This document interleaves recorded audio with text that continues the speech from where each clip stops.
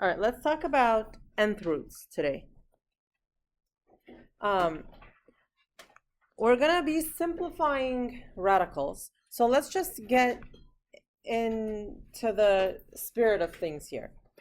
So we've talked about powers, right? If I take something and I raise it to a certain power, we know what that means. So for example, I can take 3, raise it to the power of 3, and what do I get? 27, right? 3 to the power of 3 is equal to 27. And then I can take 4 to the power of 3, and I get what? 64. Now, if I were to ask you that same question, but backwards. Now, if I were to ask you, okay, I'm giving you this number 64, find the cube root of it. What does that mean to you? That means find a number that when you multiply it by itself, well, those look like zeros. I'll make them boxes. When you multiply it by itself 3 times, you're going to get 64. Okay? That's exactly what you did last time when you were talking about factoring, perfect cubes and so on. But now, what if I take it up another notch and I say, all right, here is a number, 625. Give me the 4th root. So find find a number that when you multiply it by itself 4 times, you get 625. Right? So the same number multiplied by itself 4 times, you get 625. Well, how do we write that in more condensed, concise form? Well, I say, okay, find for me the 4th root of 625, right? And you can see that here. The 4th root of 625, well, somebody already, it's 5, right? Because if you take 5 and you multiply it by itself 4 times, 5 times 5 times 5 times 5, it gives you 625. So I could see you doing it. So 625, the 5th root then of 625 is 5. So now what if I asked you, the 4th root of 625 is 5.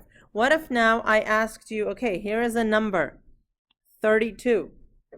Find the 5th root of 32. So what number? Multiply by itself 5 times will give you 32. Turns out it's 2. 2 times 2 times 2 times 2 times 2 gives you 32. Okay, you can see that here. Yeah, I will show you how to do it on the calculator. I will show you how to do it manually as well. Okay? Now, nth root. So how do we, what is the notation here when we're talking about this stuff? This symbol is called a radical. That symbol is a radical sign. So the stuff that goes inside it, we call it the radicand, all right? And this number inside that little pocket is called an index. You should know the difference between index and radicand because I'm going to use them all the time, right? So index and radicand. Now, if you have something like this, cube root of 27, what is the index? Index is 3. And now, what about this one? What if you have the square root of 64? What is the index? 1. Okay, so square root of 64. We're looking for a number that when you multiply it by itself, how many times? 2, right? This is basically the default, so we don't write it. It's like when I have x, we know it's 1x, or x to the power of 1. So this index here is 2. Well, that's the index. See, the index says find a number that when you multiply by itself 3 times gives you 27. Right, I'm using that as a placeholder, yeah. You want the number of times, you want the number of the index, right? So for example, if it's the 4th root of 64, I want a number that when you multiply it by itself 4 times, you get 64. Right, So but in that case, how do I know it's not 4 times? In what case? In this case? In this one. When there is nothing written there, that's the default and it's 2. Always 2. That's the square root that you've always been used to. And then we'll have Yes. to find out. Yes. Okay. All right. Okay. So, all right. So, for example, look, if I give you the number 9 and I tell you find two numbers that, oh, I'm sorry, find a number that multiplied by itself gives you a 9, what would you say? 3. Because 3 times 3 is equal to 9. Are there any other numbers that when you multiply by itself twice you get -3 is also 9. Now, so one of them is negative, the other one is not negative. When we usually have to do this stuff, we take the principal root, and the positive one, the one that is not negative, is the principal root. Okay? All right, so let's take let's do a couple of examples here. All right, here we have 64, right? The square root of 64. That means I just want a number that multiplied twice will give me 64. How much is that? You've been doing it since you were little. Root 64 is just 8. Okay.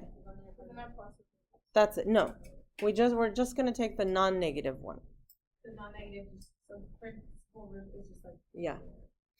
Okay. Now, look at this one. The cube root of -27. Okay, so when you have an odd index,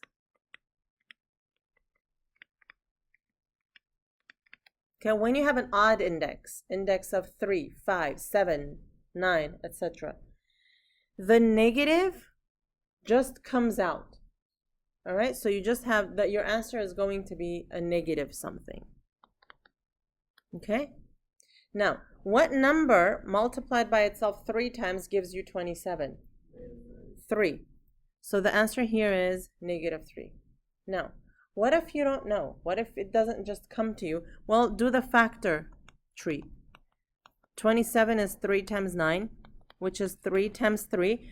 But now, because the index is 3, we're going to be grouping them by 3s, not by 2s. Do you see what I mean? So that'll just be 3. All right, so I'm just going to add another example here then. What if you have the cube root of -8? How much would that be?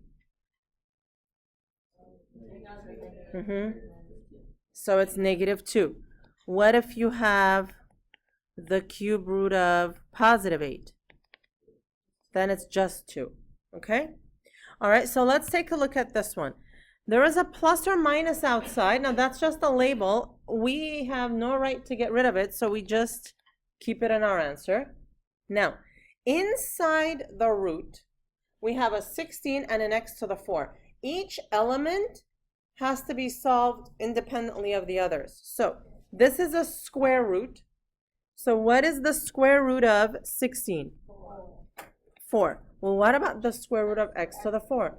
X squared. Now, if it doesn't come to you, here's what you do. What's the index here? 2. If it doesn't just come to you that it's x to the 4, you know what you do? You take this exponent and you divide it by the index, and it works every time like magic. So 4 divided by 2. 4 divided by 2, that gives you x squared. Okay? Now, here, what's going to happen to that negative outside the root? Does it go away or does it stay? Who says stay? Who says go away? All right, well, there is no way for us to get rid of it. It's just there, so it stays. Now, here we have the square root of this entire thing raised to the power of 16, right? So what would that be? It'd be y plus 7 to the power of how much? I have an 8. Any other answers? So what am I going to do? The index is 2. I'm going to divide 16 by 2 and get 8. Okay? Now, what if, let me add another one here. So let me add an ear. Okay, so what if I have the cube root of x to the power of 15? What would that be? So I have an x. What's the index? The index is 3. I divide 15 by 3, so it'll be x to the power of 3. 5. Maybe I should have gotten more sleep, or maybe I just got too much sleep now. My brain is still asleep, okay? I was tricking you. That's what I was doing. I was tricking you. Okay. So, sometimes we need to use absolute values, okay? When does that happen? When you have an even root or an even index and an even power, so even root, even power, and the result is an odd power. Oh my goodness, what does that mean? So suppose you have the fourth root, okay, of, or let's see, let's do the square root of x to the power of 10. All right, what's the index? That's a 2, so it's even root. What's the power? 10, that's also even. Now, when I divide 10 by 2, what am I going to get? 5. So it'll be x to the power of 5. So look, even gives me odd. I got to put absolute values around it. Okay? That's how it works. So when even gives you odd, you put absolute values around it. All right? Because is there any way that I can take the square root of a number and get a negative number? Oh no. So this tells me that I need to make sure that my result turns out to be positive. All right, so let's do this one. Square root of t to the 6. What am I going to divide the 6 by? 2. So it'll be t to the power of 3. Do I need absolute values? Maya says yes. Any others? So again, even, odd. Just say that 10 times as you're walking to your next class. Even, odd, absolute values. Even, odd, absolute values. We're going to do the next one, again, separately. So first, the square root of 36 gives me 6. And now, the 4 will be divided by what? 2. So it'll be y to the power of 2. Absolute values, yes or no? No. Right? Because whatever y is, you're squaring it, it'll never end up as a negative, right? So you don't need absolute values. But what happens if you do put absolute values? Well, it's sort of redundant, and we don't like to be redundant in math. We're very efficient, okay? Let's say. All right, there is a negative outside, and it just stays. Now, the 49 gives me a, root 49 gives me 7. Now I need the root of u to the 8. What am I going to divide by? Divide by 2, divide by 2. So it'll be u to the 4, v to the 6. Okay, any absolute values here? No. Okay. Next one. Plus or minus on the outside just stays plus or minus. Now I need the 4th root of 89. Put your calculators down, please. Put your calculators down. I need the 4th root of 81. It doesn't come to me right off the top of my head, right? So, okay, factor tree. This is, what's 81? It's 9 times 9, right? What's 9? 3 times 3 and 3 times 3. Now, how many do I need to group by? Do I group by 2s or 3s? I group by 4s. Why do I group by 4s? This number is a 4. So I need to group by 4s. And when I group by 4s, that comes out as a single 3. So my answer is the cube root of 3. All right? I'm sorry, my answer is just plus or minus 3. Okay. What about the next one? Oh my goodness, 243. I have no clue. And I'm not going to use a calculator. Okay? So, 243. Well, is that divisible by 3? How do you know? How do you know? Well, no. Okay. It's not divisible by 2, right? because it's not an even number. Now, how do you know if it's divisible by 3? You add up all the digits. 2 plus 4 is 6, plus 3 is 9. Is that number divisible by 3? Yes, so 243 is divisible by 3. Okay? So I know it's divisible by 3. What would I get if I divide 243 by 3? 240 divided by 3 is 80. 3 is 1, so it's 81. Now, what is 81 then? 9 times 9, and that's 3 and 3 and 3 and 3. And now, what is my index? 5. So I need to group them by 5. So let's see. 1, 2, 3, 4, 5. So what's the fifth root of 243? 3. Isn't that cool? Yes. Okay. Well, next I have x plus 2. And what am I going to divide that 15 by? 5. And I'm going to get another 3. Any absolute values anywhere? How do I get absolute values? When I get even, odd. I have to start by an even root, an even power, and then get an odd. If I got an odd by odd and odd, then I'm good. All right? Lola, you still don't believe me, do you? So, the 4 gets divided by a 4, and the 8 gets divided by a 4, and the 12 gets divided by a 4. Okay, so I have x to the 1, which is, I don't write anything. Y to the 2, z to the 3. Okay, any absolute values here? No. Which Just one? around the Z. Just around the z? No, you went from even to odd. You have to wait. Okay, let's go one by one. They're all even, right? They're all even. Let's go with the x. Look, even, odd. X to the 1 is odd, right? See, this one I got x to the 1, right? Okay, how did I get x to the 1? It was an even 4, and now it's an odd 1. But we don't So do I that need when we have to absolute say, values. it's like, if you got X at 4, then with 4, you would have put that. You would.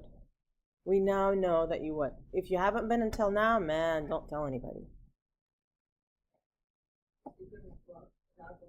We're now, yeah. So what about y squared? Does that need absolute values? No. What about the z cubed? Yep. Yeah. So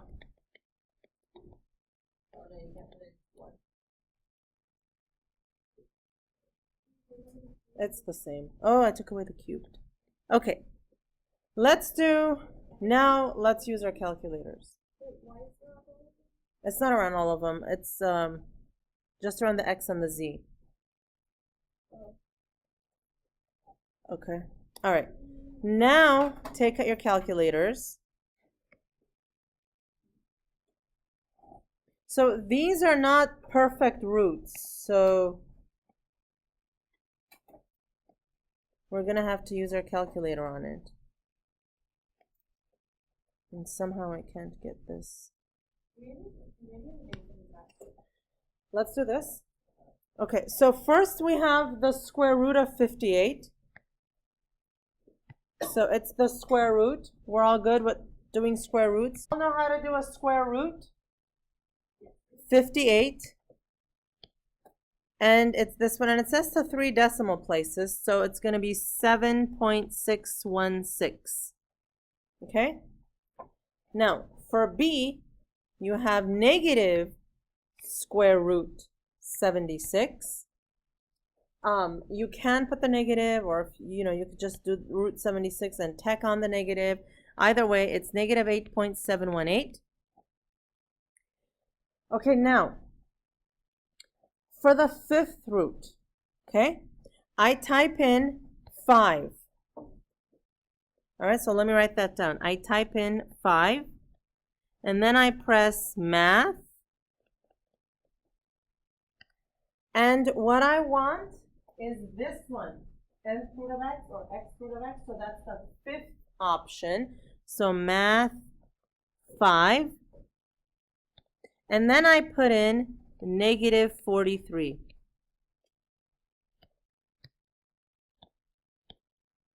All right, so it's negative 2.122. Okay.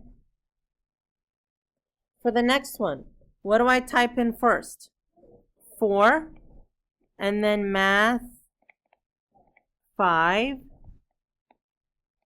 So 4 math 5, and I type in 71, and I get 2.903.